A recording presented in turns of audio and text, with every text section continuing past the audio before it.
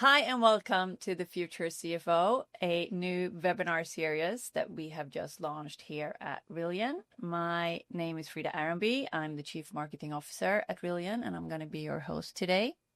If you're not familiar with Rillion, we are a platform for automated accounts payable and payments, but we are not going to talk about Rillion today. We're going to talk about something much more interesting. Because in this webinar series, we explore the future of finance and what it really means to work with AI, with automation, but also how the role of the CFO is actually evolving and moves into a more strategic role instead of just looking at the numbers. Everything or a lot of the things that we will be discussing today is based on our original research, something that we've chosen to call the Finance Labs reports. And it's based on anonymous questions and responses that we've done with CFOs across the US. And today I'm joined by two guests. Amy Acosta, you're the CFO of Lighthouse. Yes, ma'am. I recently launched my own advisory practice to help owners and operators navigate risk, complexity, and day-to-day accounting functions as a kind of a fractional CFO or strategic advisor. Warm welcome.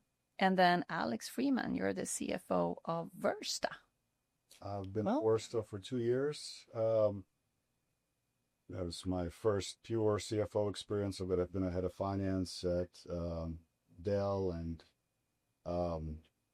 Citigroup, as well as American Express, and here locally at HID Global. Warm welcome to you too. Thank you. So happy to have you here. And we are going to be talking about today's theme, how the CFO role is evolving and how to stay relevant in 2025. We're already half through 2025, so we need some tips how to stay relevant for the last of the 6 months. So warm welcome. You're good? Ready to go? Ready to dive in. So first question then, one of the first questions I should say that we asked in our Finance Labs research was that how often does your finance teams provide data-driven insights to support strategic decisions across the organization? And in the survey then, 50% of CFOs say that they only do this on a monthly or even less frequent basis. What's your take on that, Amy? Does it sound realistic, or what would you say? Well, in looking at your survey results, it looked like there were responses throughout, which is what I see. So in my personal experience, I see all of these frequencies happening, right? I see daily for kind of pulse checks, things that you want immediate action. I see weekly for trend analysis or internal relationships and operational metrics. And then monthly is kind of the beefiest piece, I would say, with an operating package that goes kind of internally within an organization, but also used externally, right? For a more robust review with lenders, investors, things of that nature. And then I see also quarterly for more strategic. So my short answer is yes, but I think there's a time and a place for all of it, right? Does it surprise you that only half of the respondents do it monthly or less frequently, or? I was a little bit surprised. Yeah. I was a little bit surprised by that result. What would you say, Alex? I agree. I was completely surprised. You should provide data daily if you can. Yeah. I imagine that the monthly piece coincides with a monthly close. So a lot of data comes out of the close with the actuals versus budget, actual versus plan. But ultimately, an information stream designed to provide data on a daily basis is best. And the way you do that is you feed into your systems, whether it's a Salesforce or NetSuite or Freshworks for our Freshservice for support, and you've got to create dashboards that allow for the teams to be self-sufficient and autonomous. So no, monthly is not enough. Some folks might be kind of pigeonholed in a situation where they don't have the staff or maybe the technology resources to put something automated together. We're blessed to be a technology company. He's got some really good developers, some really good tech engineers that can do this for us, and we use the heck out of them to make sure we've got daily reporting. Mm-hmm. And what kind of insights would you say is the most valuable or impacts the business? For me, I would say anything that allows you to have a benchmark or something that you can report against, or a rule of thumb, right? If you know how much collections need to be a day, a week, a month in order to satisfy your bills or give yourself the excess padding. If you know how many service calls your team can actually field in a day, a week, a month. You know, these kind of rules of thumb. Every booking translates to X dollars of revenue, X dollars of profit, X dollars of cash. I would say I try and look for any and all of those benchmarks and rule of thumb metrics that I can see, because I just think that helps you not only kind of view where you're at a point in time, but also look forward. Right. And I see personally so much more value in forward looking information, forecast, trending, insights than I do rear view. That you can act upon proactively. So Alex, can you give some concrete examples on insights that your team shares, and to whom do you share them? Well, you know, some were given here, and it's effectively a system, right? And within the system, you've got 10 different nodes, maybe it's 20, and to the forecasting example, to benchmarking, you're constantly readjusting your path, right? Because you're getting more information every single day, every single minute. So collections, right? If we've gone from a DSO of 50 days and we have to pay our vendors in 45, we have a problem, right? And we've gone from 50 to 55, we've got an issue. We've got to bring that back. It might just be one customer, right? One customer might make up 20% of that. Not a big deal. Someone's going to pick up the phone. Maybe CEO picks up the phone and makes sure that their customer pays. If there are 30 customers that are overdue, it's a completely different tactic that we need to adapt, right? So it's collections, it's the number of support tickets, it's our pipeline, it's revenue, it's our expense load. You know, debt to equity ratio will be important to the CEO. Current ratio will be important to our banks and our lenders. I can probably speak for an hour on the number of metrics, right? But effectively, most importantly, it's the metrics that allow people to make decisions.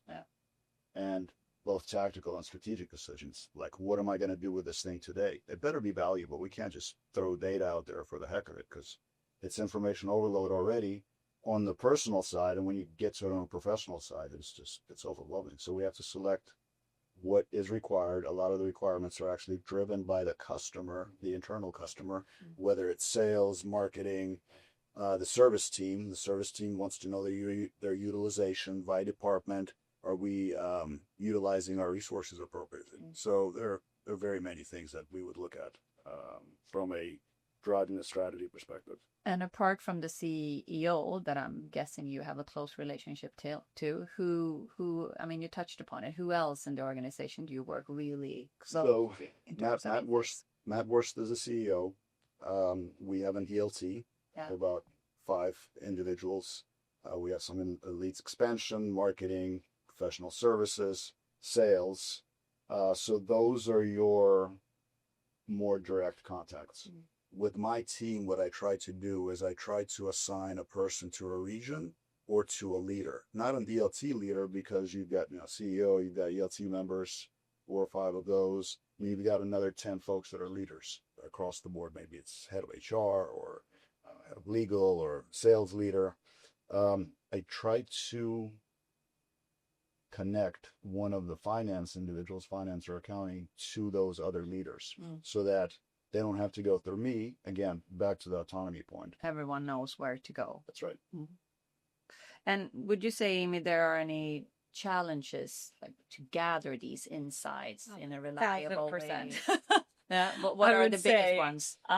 Disparate data. The data is going to come from so many different systems, right? Primarily, probably your ERP and your CRM, first and foremost. Yeah. But then some ancillary tools, right? If you've got an order to cash tool, if you've got a procure to pay tool such as Rillion, those can feed data. Your treasury system can feed data. But I would say data quality is an issue. You want to make sure that that data, to the extent possible, you can schedule it so that it pulls automatically or pushes from that system rather into your dashboard or your data repository that you're using, because you want to be able to not only rely on that information, but trust but validate it and then use it as quickly as possible, right? Just from an efficiency standpoint, I would say. And a lot of information is not going to be able to be pulled into your dashboard. So a tool like NetSuite has a great CFO level dashboard that you can see at a first glance, a pulse check on anything from your daily cash to collections, AR metrics, DSO, like you mentioned.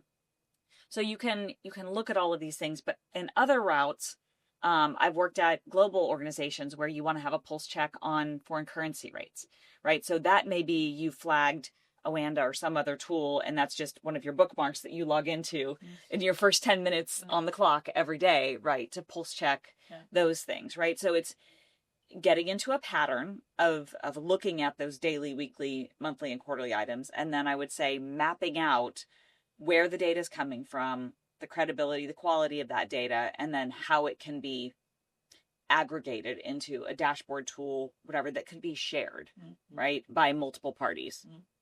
What would you say, Alex? Any challenges that you see in terms of gathering data and insights? I think it's massive challenges, right? But once you get it right, you just have to continue the flow and add things on top of that without overcomplicating things. I think that's a very succinct and informative way to put it. So I won't have much more to add. Okay. And if we touch upon, I mean, you've been working as CFOs for quite some time, both of you. If you look at the role of the CFO, how would you say that it has been evolving over time? Do you want to start, Alex? I'll start by saying that it depends on the organization and it depends on the people that are in place in that organization. Yeah. So in some cases, CFOs and finance, actually in all cases, they have to be able to plug the gaps. So in some situations, you might have HR and maybe an HR analyst. You've got two people there, but they can't do the total rewards thing, just bonuses, sales comp, various incentives. So you might lend them an analyst to go do some of this HR work, right? Legal, contract reviews. Finance might have to do some of that, especially where accounting norms are important. Tech, reviewing our applications. What are we spending? What are going to be the implementation, maintenance cost? Can we pull in something outside of what we're already doing, right? So I think marketing ROI. Finance should be ready to stand by and help with anything that requires financial analysis, data structuring, and just a holistic risk management experience. So there's nothing that finance can look at and say, I don't do that. You should sit with sales and contract negotiations. You should sit with vendors to make sure that we get the best possible deal. We get the discounts. We make payments, not today, 3 months from now, maybe 6 months from now. You guys want us as a customer? This is the deal. This is what we're doing. That's one of those things that might help you just make a decision on a platform, right? Everything's identical. I don't know how to make, so it has to be financial. So we as finance professionals have to be ready and willing to step in and plug the gaps in anything that comes our way. So I can't say that the role has evolved. I think it's always been like this. Yeah, that was my next question. Would you say that you've always worked like that?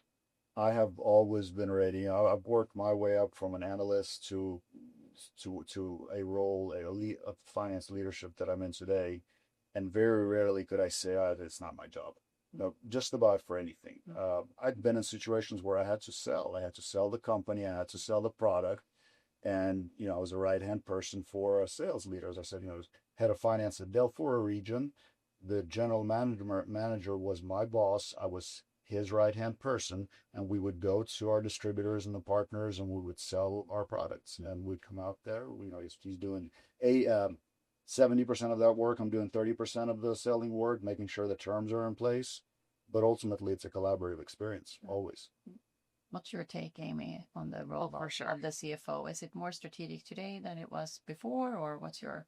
I don't know about before, but in my experience, I've seen the best way to unlock your value, your potential value to the organization, is a shift from a scorekeeper role to really being a business co-pilot. Yeah. So you touched on this about collaborating. I can't emphasize that enough.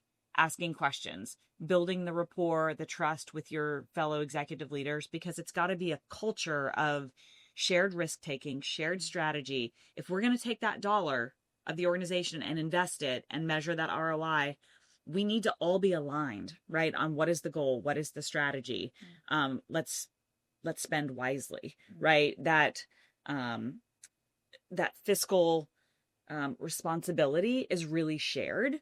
And I feel like it's no longer enough to just report out what are the numbers. It's what do they mean, right? Yeah. So, and what actions to take. Correct, 100%. And I mentioned earlier, I'll give my silly analogy that I give with my teams all the time, which is there's a reason the windshield is this big and the rearview mirror is this big, right? So the rearview mirror will absolutely inform you. You have to have reliable information, numbers that you report to your auditors, your investors, things of that nature that are rear view, but all of that is used to inform the future. And that's where we are headed. And that's where the strategy and the real value of the CFO, I feel like, can be realized. So what would be your pro tip, so to speak, to a CFO that maybe feel that he or she is not strategic enough, or maybe early in their career, how to take a more strategic... Ask a lot of questions, immerse yourself. I found myself early in my CFO days, I put myself through sales training as if I were a new sales associate, right? Who is our market? What is our ideal customer profile? What are our products? Educate yourself, right?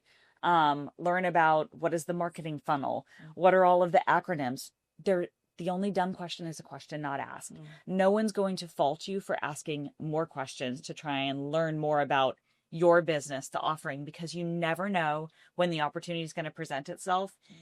This conversation we're having, the person you're sitting next to on your flight, you might be able to learn something, teach someone else about your product. I mean, I've had so many stories like that in my arsenal, right?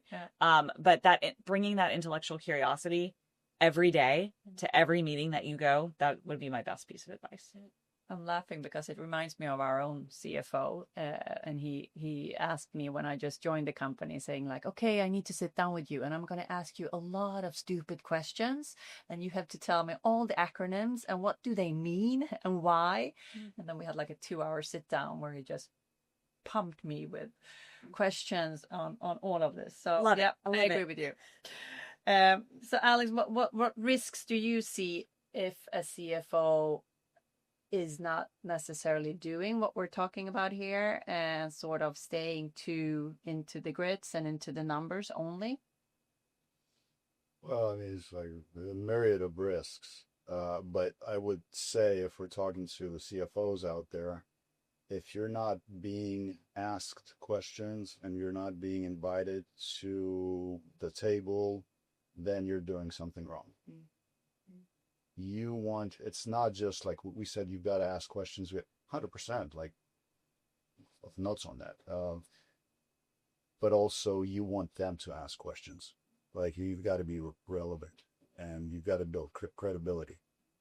So if the risk is like, we might invest into an application that brings no value, no ROI, right? We're spending $100,000 a year and no one actually calculated. By the way, I've seen this before multiple times. If we buy something for sales, they don't even know we bought it for them. They don't even know that it's they have an opportunity to use this platform. We bought something for professional services. They don't like it. None of the professional services folks have actually used the thing. So as a finance person, when you're in these conversations, you got to ask the leaders, have you made sure that the entire team wants the thing? Well, I want the thing, but is there alignment across the board? I think alignment's most important, right? Like you can disagree as much as you want, but once you've aligned, you can't, hey, I disagreed with that actually. Well, it doesn't work because we're all aligned and we're moving forward in the same direction. So I think one of the biggest risks is not asking questions, not collaborating, not engaging not only internally but across the board with your vendors, your customers, regulators. You've got to have those conversations in and out, constant information gathering and wisdom building, if you will. Well, good. Let's move on to the second big theme of the research. We also asked the CFOs what their top priorities were 2025, and there were three things that stood out: driving cost efficiency, adapting to new technology, and preparing for economic uncertainty.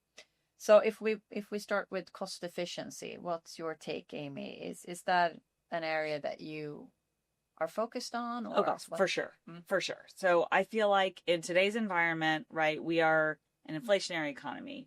Debt is expensive. Interest rates are high. We've got potential tariffs. We've got we've got all of these buzzwords out there, all of these risks, uncertainty, right? The one thing that you can control is your spending, right? To some extent, right? You can never control every dollar. But if you put that fiscal stewardship in place today, you set yourself up for a much stronger footing to weather the storm in the future and address these other risks. Yeah. Because when you looked at the results, and I assume when you do this live, you'll flash up kind of the data. You'll see we have conflicting priorities at all times. Yeah. And the priorities were almost evenly weighted, right? We're expected to do all of these things at once. Constantly. And they are interrelated, right? But the cost efficiencies and looking at spending logically, analyzing that ROI and making sure that you set kind of a tone at the top where it can cascade throughout the organization. I think that is a pillar, right? From not only just a CFO's attributes that they need to bring to the table every day, but especially in times of uncertainty. And in terms of technology, then, if we jump to the next one, Alex, what's your take on that? Is it important to constantly evaluate your financial tech stack and have the latest, or to stay relevant and updated, or what would you say about that? Well, it's related to cost efficiency. If I was to say one thing about cost efficiency, because I got to say it's super important. There's nothing less productive than making something more cost efficient that shouldn't be done at all. No. So, like, the question first and foremost, is that then necessary? Like, if we have in marketing, we have brand building, we have, email outreach, and, we go to conferences and events. Are all three of those things necessary? If yes, then let's make those as efficient as possible. And no one's talking about like, hey, let's bring it to zero, because then there's no value in it at all. You want to invest, you have money to make money. So bringing that to technology then it's directly related to technologies. I get a call, 5-6 calls, emails a day on buy our thing. And I think we all do. Totally. It's like, well, what's this thing? Yeah. Well, it's this magical thing that's going to make all of your problems go away. Yeah. Right? Pick a system. And then we'll do a demo, and they'll do a demo with their own data. And I'm like, well, here's my data. Can you do this with my data? Well, it's going to cost. And so, no, we're done. Like, conversation's over, because if it's going to cost, I'm already on the call with you guys. You're selling me these things. If you can't sell it to me, it doesn't have to be all of my data. It has to be a portion of my data, but I want to make sure it works for me. It has to work for me. I'm glad it works for you and maybe other customers. I'm sure you have references, but it has to work for me. And Excel is a magical tool, and so is Google Sheets. And you can't imagine how many things I've done via systems, processes, and Excel modeling that has allowed me not to spend hundreds of thousands, millions of dollars in technologies. So the technology, furthermore, has to work for other members of the team, right? It can't be like, well, I need this finance thing so I can do my finance job. No, that technology has to provide value to the rest of the squad, ELT, leadership, that whoever else. And it has to be, to Amy's point, a collaborative decision. You can't like the $1 is like such a good example. If you spent $1, you better get $1 back out of it. If you spend $1, you got 90 cents out of it, you lost. If you spent $1, got $1.10 out of it, great. So before I invest in technology, I'll say, hey, marketing leader, hey, professional services leader, this is what I'm planning to spend, and this is the value it will bring to the organization. And they might say, well, hold up, you're getting $1.10 out of this. I can get $3 out of this. And I say, how? They say, well, this is what I think. Can you help me model it?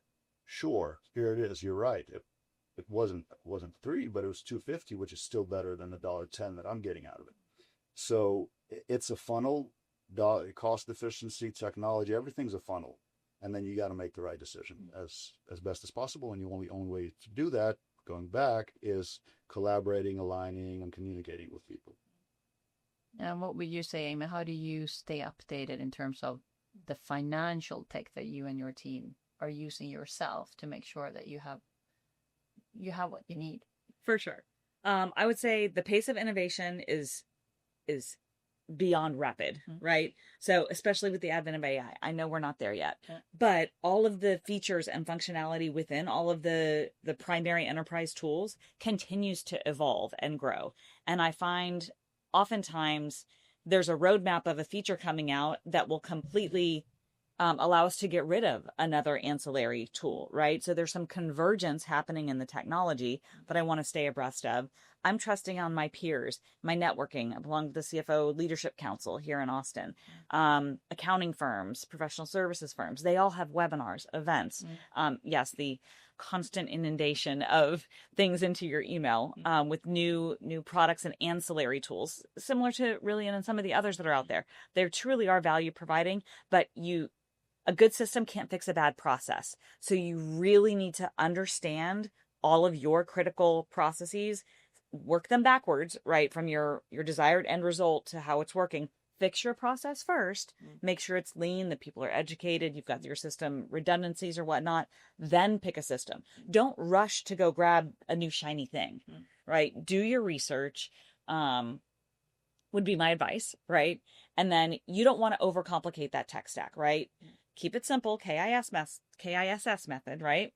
But it's just, the pace of innovation is so fast. You get really excited about new technology, but if you have a bad process or the team is not trained to use that technology properly, you're never going to get that ROI. You got to unlock that and plan for it so that you can really hit the ground running and get that ROI, because no system, I don't care who you are and what you are, you're not up and running same day. No. At least with all the features and functionality. So you've got to plan for it, right?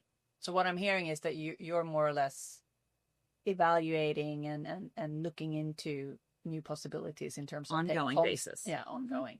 Yeah. Always. Would you say that you've always done that, or is it because I can personally feel a bit the age that we're in now, or that it's, I mean, you constantly every day have to read up on stuff and check new things out, and I think the pressure to really understand and leverage technology, the pressure continues to build. I think when I first started my career, it was really the ERP and the CRM. Get those right, and you're 90% of the way there. That's the core.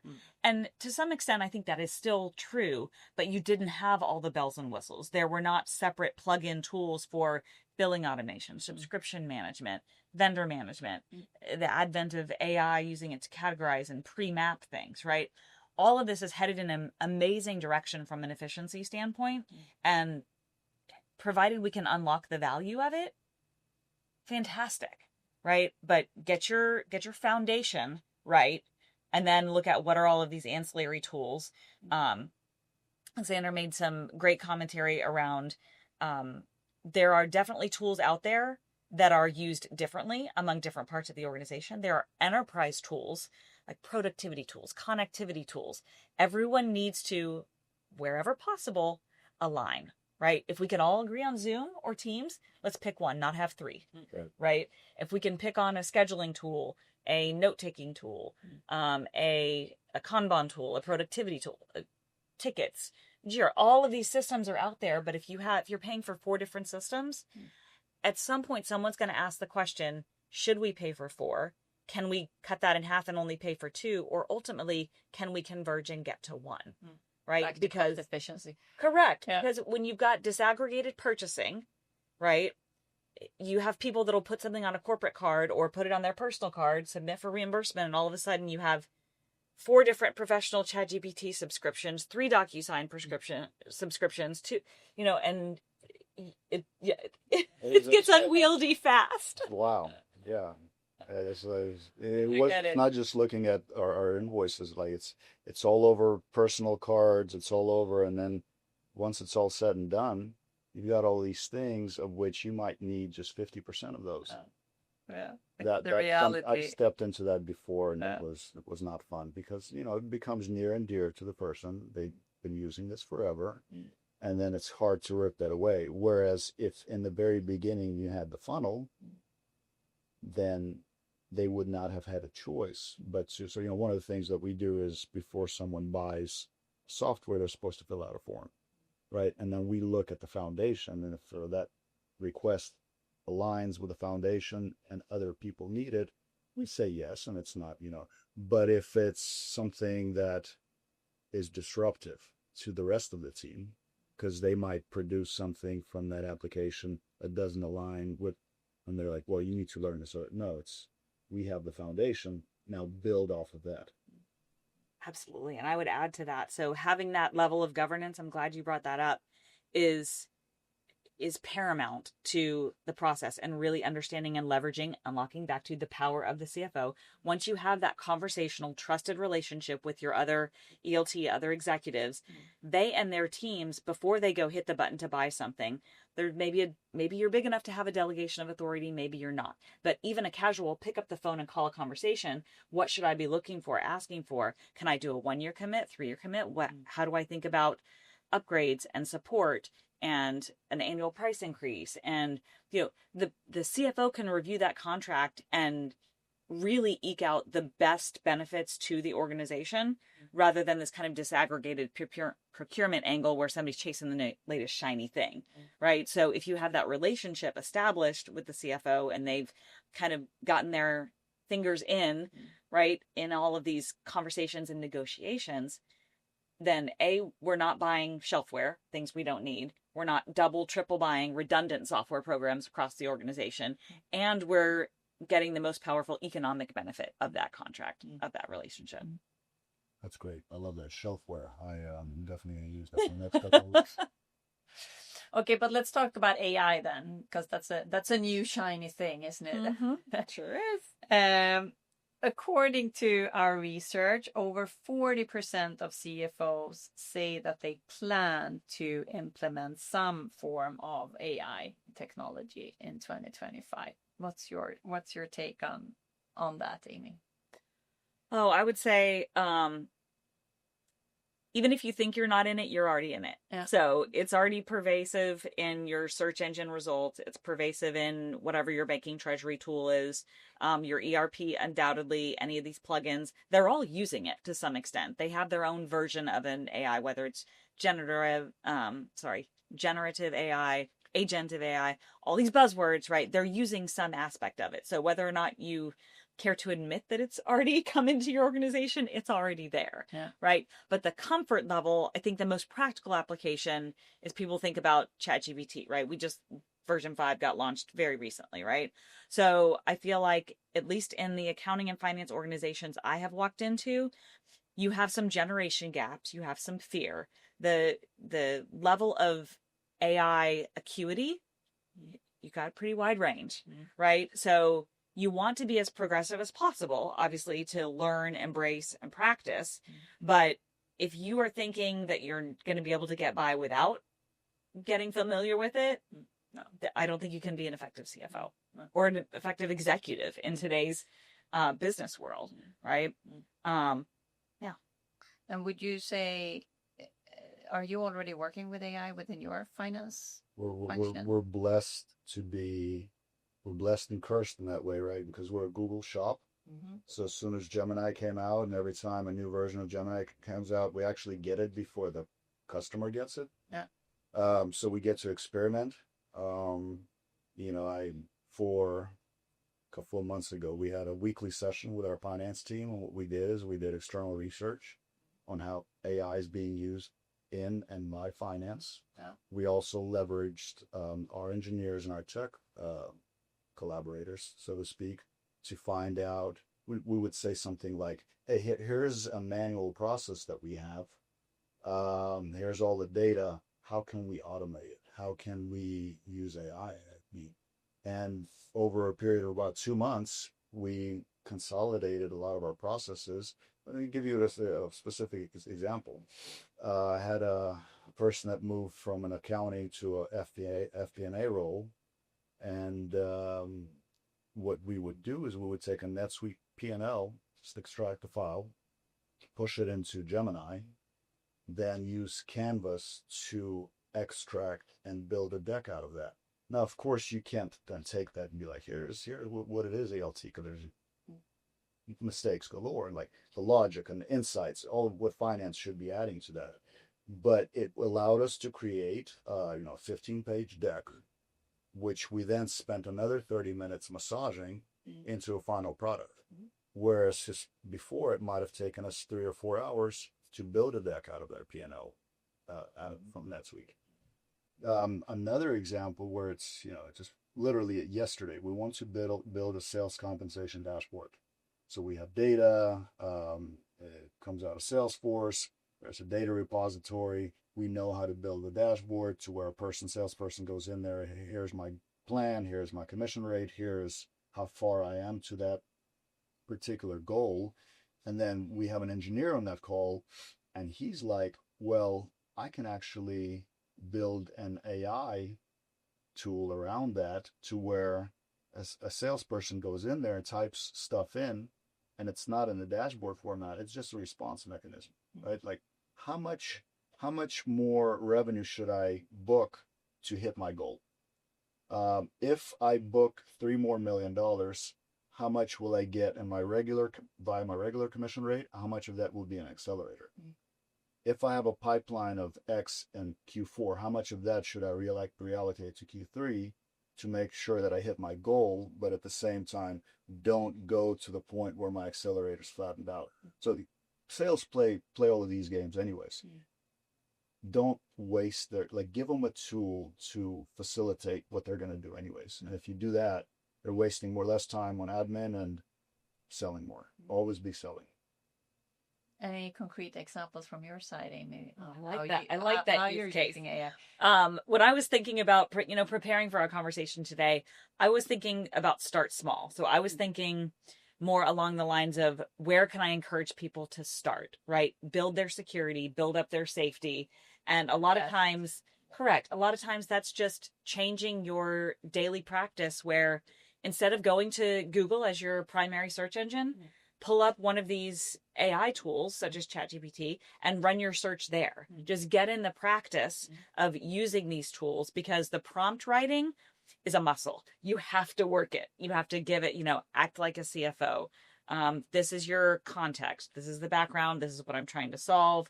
Please give me some suggestions for X, Y, and Z, and cite your sources, right? You want to ask all of that so that when you're looking at the results, you can then, it's more efficient, right? You can better identify what are the follow-up action items. You can have probably a higher degree of certainty that the information you're getting is a little more reliable. So what I encourage my teams to do is to check with IT on what is the policy, right? There should be a governance policy. Are you using a free or paid version? From a privacy standpoint, what are you allowed or not allowed to use, ask, or tell it? What information can you give it? But then once you get in there, start small. Use it for writing and grammar, more professionalization. You're crafting an email to a current customer, a prospect, a board member, a CEO. Use it to help find your voice and give a more concrete viewpoint there, right? Use it for tools, templates, benchmarks. Give me a sample sales commissions, variable compensation policy for a primarily software company around $10 million that sells internationally.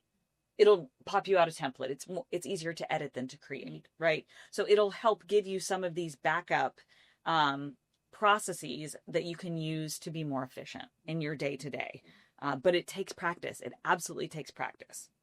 Is there anything that makes you hesitant in terms of use of AI in connection to your finance team and finance processes? Oh, 100%. There's bad information out there. There's timely, right? So some of the tools are better than others in terms of a recency bias, citing sources. They may pull data from the ether, but if it's bad data, you're getting garbage in, garbage out, right?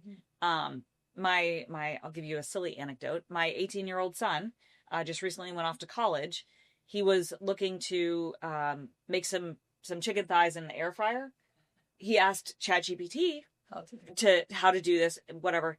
It pulled recipes and it told him to cook it for 20 minutes in the air fryer at 375 degrees, and then to check that the internal temperature was 125, at least 125 degrees.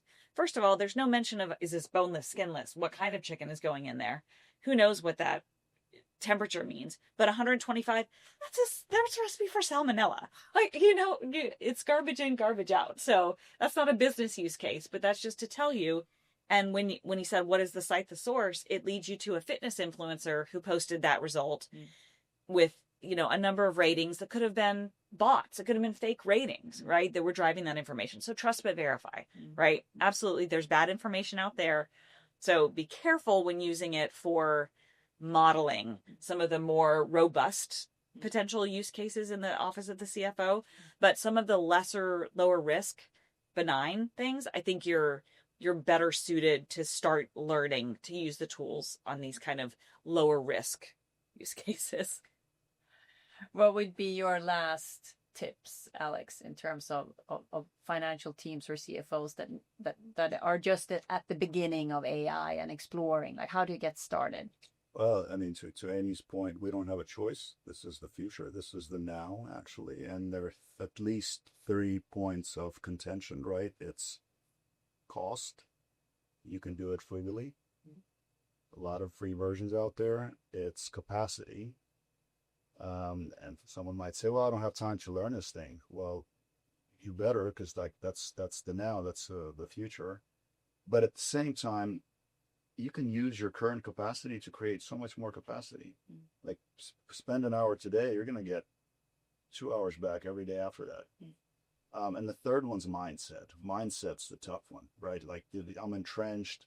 I don't trust it. I read an article somewhere that it makes you stupid, so I don't want to do it. And to a point, there's accuracy in that, but you're a human being. Like we're created to be these, like, we have will, we have choice, and effectively you get to pick how you spend your time, right? And you've got to know AI. You don't have a way. I spent a lot of my younger years reading sci-fi. That was sci-fi at the time. It's all happening now, right? So I'm reading more sci-fi now to see what's going to. I was going to hash that in 20 years. Yep. You walk outside, there's Waymos. Yeah. The self-driving cars are here. Yeah, Minority Report, right? Tom Cruise, that which self-driving cars were there. I mean, it's. And when was that? Philip K. Dick. I mean, that 90. Yeah, foresaw everything. Yeah. Yeah. We're coming to the end of it. Thank you so much for joining me and sharing your insights. It's been super inspiring. I personally learn a lot from these interviews and these webinars, and I hope that the ones that you who have tuned in also leave with some new ideas on how to tackle the rest of 2025. And with that said, we're wrapping up. Next episode of this webinar series comes out at the beginning of November. The exact dates will be set a little bit later, but check out our website, Rillion.com, for more information. And with that said, thank you. Thank you for having us on the podcast. We appreciate Rillion and hope to work with you guys in the future. Thanks very much. Thank you. Thank you.